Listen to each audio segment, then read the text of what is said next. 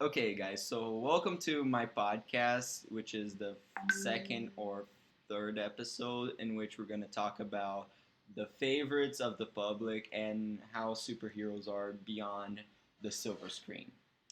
All right, so today I got a guest over here. You want to introduce yourself? Okay, I can introduce myself. My name is Lorena. I'm a friend of Pablo's and Pablo's father, and I'm very happy and proud actually to be here because it's very fun. It's a funny thing for me. It's very it's a real pleasure for me to talk about superheroes. It's a theme that I enjoy a lot discussing.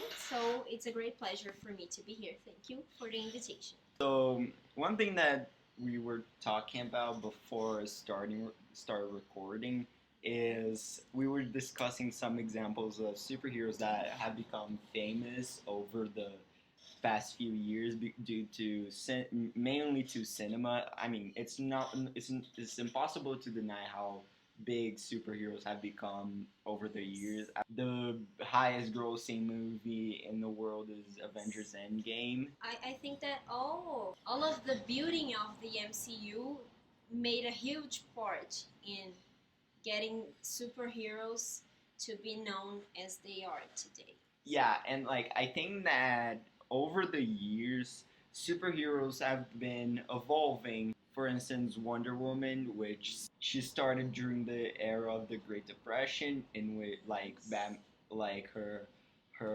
good pals Batman and Superman. She started during the era of the Great Depression as a symbol of hope, and she nowadays she back in the day she used to be we can do it symbol for women. Yes, Nowadays things changed a little bit. She's more like she's still a good empowering yeah symbol. yeah, but like it's not the what she is the only thing that she's about. She's not only about her speech. She is like Batman and Superman as well. She goes and get her stuff done without needing help from people. And yes, but I think that since you're saying that, and I agree with you, I think that she actually shifted from an actual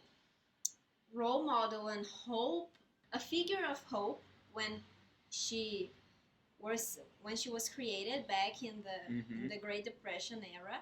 But now I, especially as a woman, see her mainly as an empowerment symbol. I think that she shifted to that place, becoming mainly a symbol for girls and middle-aged women that we actually can be superheroes, and we're being represented in the screens too with the same amount of power and strength and importance as the great full of muscle men, you know. Yeah, and one thing that also changed is, especially Wonder Woman and Superman, back in the day in which they were created, they were the representatives of hope, justice, truth, and American values. Yes. American values. It's not like, general values. Yeah, like American values. And before start recording, I was showing you the trailer for Red Sun Superman, which is a version in which he instead of landing on Kansas, decided to land on Soviet Russia back in the Cold War. And it is a really interesting take on a really interesting view on the Superman because like now he is kind of the bad guy because he is communist. Yes. And all that stuff, but like he's the other, you know, in that vision that is us against them, he becomes them. Yeah, and like and that's an interesting view on that subject. And this specific comic book, which is called Red Sun, I recommend it to everybody listening, by the way. I'm very interested. Yeah, it's a story, and it shows how people are afraid of stuff that they don't know, Yes. and they don't. Welcome it. Yeah, they don't welcome stuff that they don't know. So much so that in the actual story, the Americans tried everything that they could to find a way to neutralize the Superman because they Yes. were afraid of him. Yes, because even I'm gonna quote here the Americans. Quote unquote, because Yes. there's no video, so. So we're doing the sign with our hands Just- now.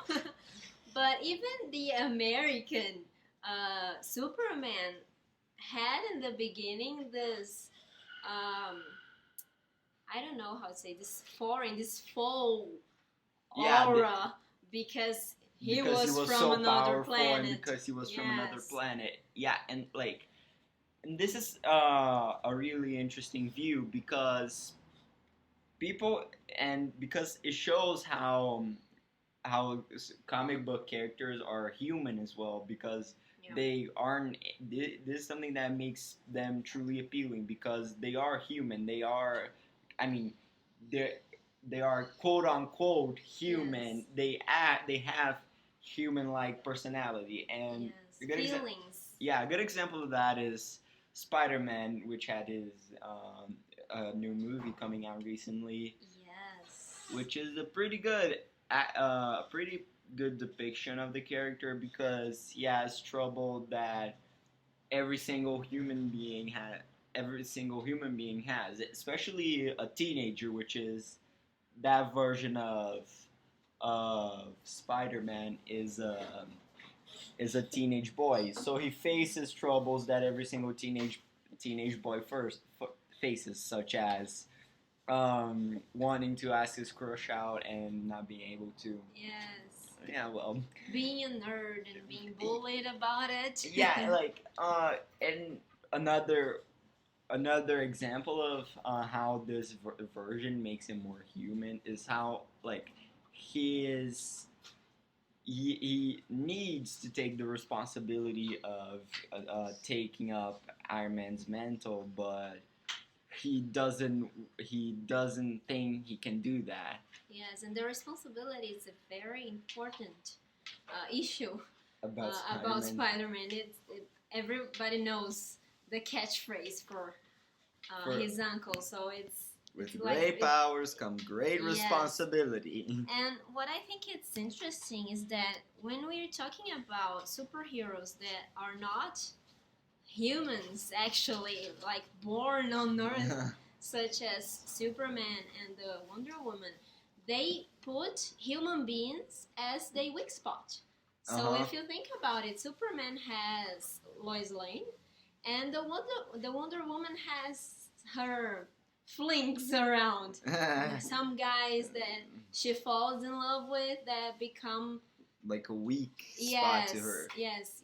So when they're not actually human, they have a human that they like a lot, and that I don't know if like transmits and build on them those human values, because otherwise they wouldn't be able to transmit these They- American yeah, values if they- they didn't have it.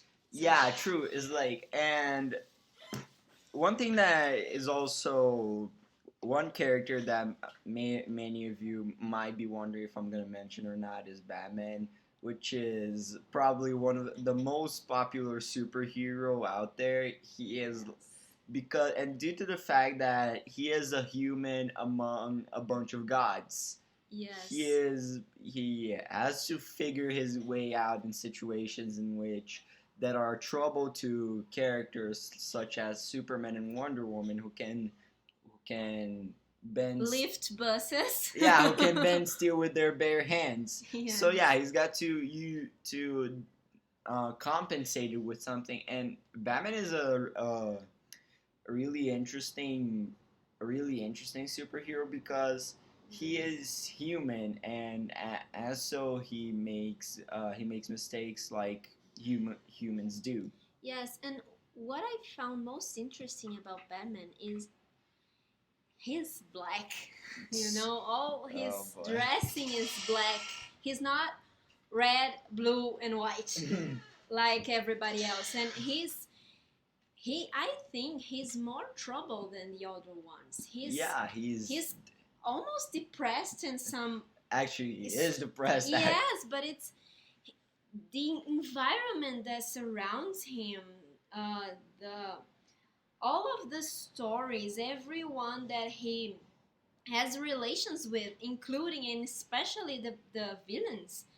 Everything is very dark. It's very mental issued. I think that's why Arkham is so important in Batman's story, and I think it's one of the signs of the character's evolution, because back there when he was created, he wasn't that dark. Mm-hmm. He got darker and darker over the years, and I think it's actually my sole opinion. I think it has to be with the fact that he became he was gradually depicting a dark side of the American values, of the truth, hope, justice, and American values. It became justice with your hands, Yeah, vengeance, violence. I think it's very interesting. There's even a theory that the Batman is not real, quote unquote, is not real on his own universe. It's just a metaphor for a depressed person. Like Gotham City is young Bruce Wayne's mind, and all his villains depict a side of him with the whole being dealing with that trauma. For instance, the Joker, it does not need an explanation. He's completely insane. And the Two-Face, for instance, which represents the duality of Batman and what depressed people usually are like. They are a certain way when they're among friends, but deep down they are completely different, and so on. That's a very interesting theory, and if you think about it, if I'm not wrong, all of the villains in the Batman world, the Batman universe, had been through a trauma. Most of them, at least, and yes, they're all people who got off the balance of a normal person because of a trauma. You know, the Two-Face, Penguin, the Catwoman. Every one of them got a little crazy because of something that happened to them. Yes, and because of something that went really wrong, and you know, the feeling that I have is that they fell apart, and the only way they found to survive was craziness. You know, it's very interesting to think about it. I think that comparing and analyzing the darkness of Batman in the light of the extreme light and perfectness and, of the other two, Wonder Woman and Superman, which are pretty much gods. Yes, it's very interesting, I think. And that's why I believe Batman is so popular among fans, is because he is the type of character in which you can relate with. Yes, he's real. Yeah, because he's real. He is a human being after all, and that is something that really impacts a lot in comic books nowadays. It's something that people can relate to. Like, people are tired of seeing a character like Superman who is always the goody two shoes, and they want to see a flawed character, somebody who they can relate with. But a flawed like a human, because like there are 2 points about Superman that I honestly hate deeply. First of all, is because he's like an old